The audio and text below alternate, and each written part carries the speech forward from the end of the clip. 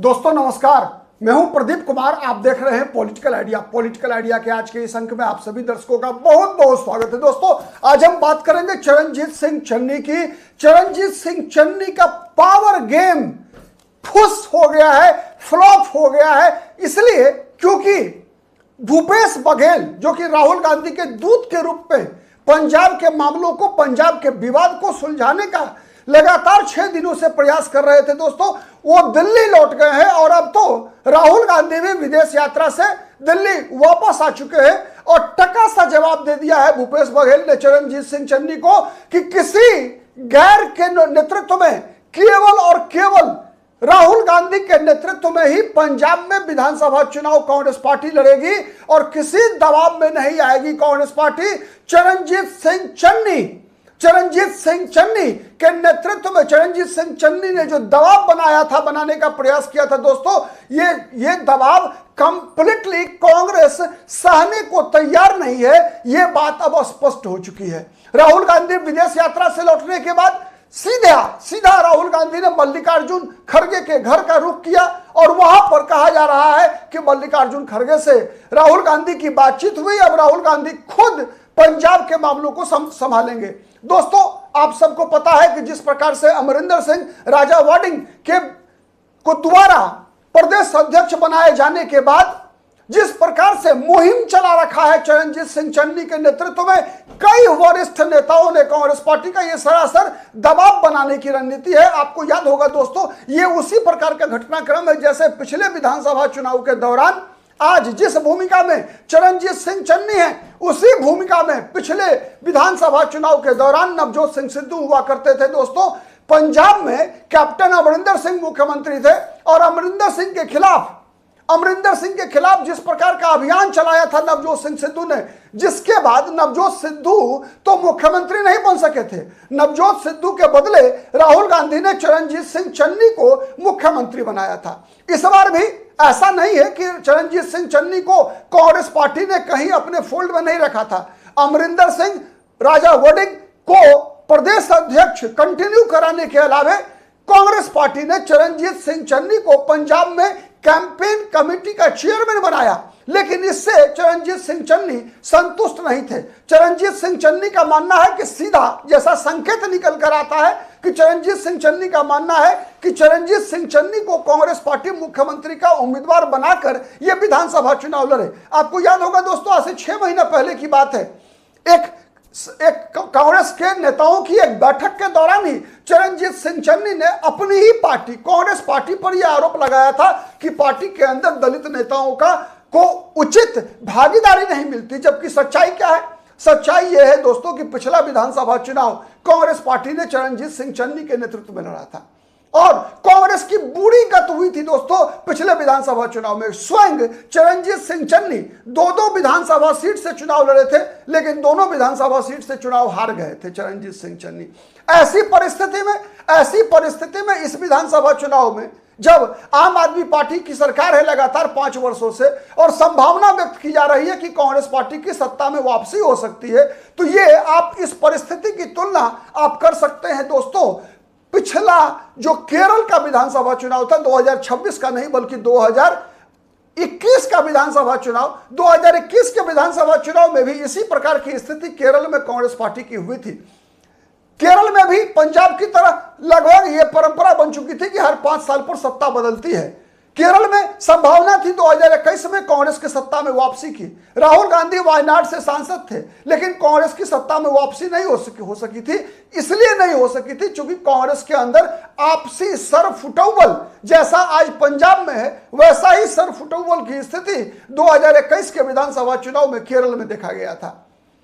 आज उसी को पंजाब में दोहराने का प्रयास है। पंजाब में कांग्रेस पार्टी की जो भारी पराजय हुई थी दोस्तों पंजाब में 2022 के विधानसभा चुनाव में, उसका भी कारण सरफुटौवल की स्थिति ही थी कैप्टन अमरिंदर सिंह के खिलाफ। जिस प्रकार से नवजोत सिंह सिद्धू ने मोर्चा खोल रखा था और नवजोत सिंह सिद्धू की पीठ पर कहीं ना कहीं कई और कांग्रेस के बड़े नेताओं का हाथ भी था। उस बार चरणजीत सिंह चन्नी तो उम्मीद भी नहीं कर रहे थे कि उनको मुख्यमंत्री बनाया जाएगा, लेकिन राहुल गांधी ने एक दांव चला था दलित मुख्यमंत्री का और दलित मुख्यमंत्री बनाने का जो राहुल गांधी का जो प्रयोग था पंजाब में, वो फेल कर गया था। और इसी कारण कांग्रेस डरी हुई है चरणजीत सिंह चन्नी को आगे नहीं करने का एक बड़ा कारण समझ में आता है। दूसरा बड़ा कारण समझ में आता है दोस्तों कि आप याद रखिए और याद कीजिए, जब जब कांग्रेस पार्टी ने प्रायः अधिकतर राज्यों में किसी भी विधानसभा चुनाव में जब जब मुख्यमंत्री के उम्मीदवार के नाम की घोषणा करके कांग्रेस चुनाव लड़ी है, तब तब कांग्रेस पार्टी को प्रायः मुंह की खानी पड़ी है। आप याद कीजिए 2023 का विधानसभा चुनाव कर्नाटक में कांग्रेस पार्टी को सत्ता इसलिए मिली थी कि कांग्रेस पार्टी मल्टीपल लीडर्स के नेतृत्व में यानी सामूहिक नेतृत्व में चुनाव लड़ी थी। कर्नाटक का संभावना व्यक्त की जा रही थी कि सिद्धारमैया भी मुख्यमंत्री बन सकते हैं, मल्लिकार्जुन खड़गे भी मुख्यमंत्री बन सकते हैं, जी परमेश्वर भी मुख्यमंत्री बन सकते हैं, डीके शिव कुमार भी मुख्यमंत्री बन सकते हैं। और जब यह सामूहिक नेतृत्व का फॉर्मूला लेकर कांग्रेस कर्नाटक में विधानसभा का चुनाव लड़ी थी तो कांग्रेस पार्टी को बहुमत मिला था। हिमाचल प्रदेश के विधानसभा चुनाव में भी 2022 में यही खेल हुआ था, कांग्रेस सामूहिक नेतृत्व में गई थी। विक्रमादित्य सिंह भी हो सकते हैं, प्रतिभा सिंह भी हो सकती है, ऐसा संकेत कांग्रेस ने दिया था और चुनाव राहुल गांधी के नाम पर लड़ा गया था। तो परिणाम कांग्रेस पार्टी के लिए सुखद हुआ था। लेकिन राजस्थान विधानसभा चुनाव याद कीजिए दोस्तों, राजस्थान विधानसभा चुनाव में 2023 के विधानसभा चुनाव में राजस्थान में कांग्रेस हार गई थी। इसलिए हार गई थी कि अशोक गहलोत के नेतृत्व में कांग्रेस चुनाव लड़ी थी और अशोक गहलोत तो लगातार इस बात की घोषणा कर रहे थे कि अशोक गहलोत फिर से एक बार चुनाव जीतकर मुख्यमंत्री बनेंगे। लेकिन वही राजस्थान था दोस्तों जब 2018 में सचिन पायलट कांग्रेस पार्टी के प्रदेश अध्यक्ष हुआ करते थे राजस्थान में। अशोक गहलोत की चर्चा नहीं थी मुख्यमंत्री बनने के लिए। हाँ, मुख्यमंत्री का उम्मीदवार की घोषणा भी नहीं हुई थी। लोग उम्मीद लगा रहे थे कि अशोक गहलोत मुख्यमंत्री होंगे, कोई जाट नेता मुख्यमंत्री बनेगा। प्रदेश अध्यक्ष सचिन पायलट थे ही, ठीक है। तो सचिन पायलट की मजबूत दावेदारी थी, यानी कोई गुर्जर का नेता, कोई माली समाज का नेता, कोई जाट समाज का नेता, कोई राजपूत समाज का नेता, कोई भी मुख्यमंत्री हो सकता है। इसका लाभ क्या मिला कांग्रेस पार्टी को कि भारतीय जनता पार्टी की सरकार के खिलाफ जो एंटी इनकम्बेंसी था उसका फायदा कांग्रेस को मिला था। कर्नाटक में भी वही हुआ था, हिमाचल प्रदेश में भी वही हुआ था। आज पंजाब में भी वही स्थिति है। आज पंजाब में भी आम आदमी पार्टी के खिलाफ एंटी इनकम्बेंसी का माहौल है। जिस प्रकार से भगवंत सिंह मान की सरकार 5 साल तक चली है, उससे कहीं ना कहीं पंजाब में आम आदमी पार्टी के खिलाफ आक्रोश है और यह आक्रोश परिलक्षित हो रहा है। तो इस आक्रोश को अगर कांग्रेस पार्टी को इनकैश करना है तो कांग्रेस पार्टी सामूहिक नेतृत्व में ही चुनाव लड़कर चुनाव जीत सकती है। यह बात तो कई उदाहरणों से स्पष्ट है। जैसा मैंने कई राज्यों का उदाहरण दिया दोस्तों। अगर हम बात गठबंधन की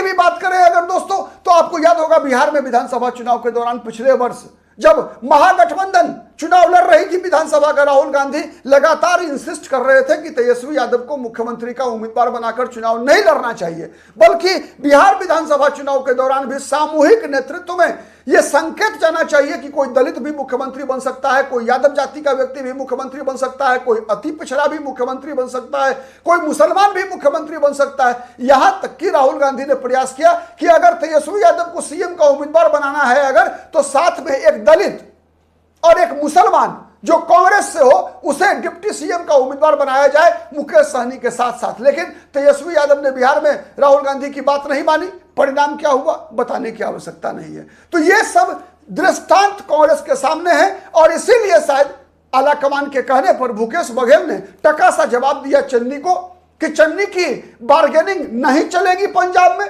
चन्नी को मुख्यमंत्री का उम्मीदवार बनाकर कैंपेन कमेटी का उम्मीदवार तो बनाया ही गया है आज चरणजीत सिंह चन्नी को। चरणजीत सिंह चन्नी सांसद भी हैं। तो फिर क्या चरणजीत सिंह चन्नी के अंदर वो कुवत है कि अपने अकेले के बलबूते पर मुख्यमंत्री का उम्मीदवार के रूप में चुनाव लड़कर पार्टी को सत्ता में वापसी करा सके?